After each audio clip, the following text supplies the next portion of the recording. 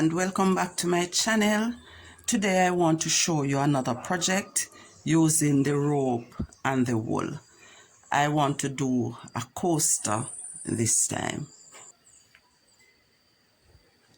I begin by wrapping the wool around the edge of the rope, and I'm just going to wrap a little bit of this until I can make a small circle.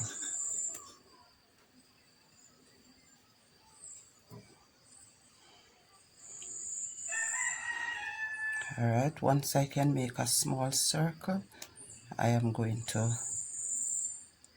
attach this and tie it by taking this across and through the center.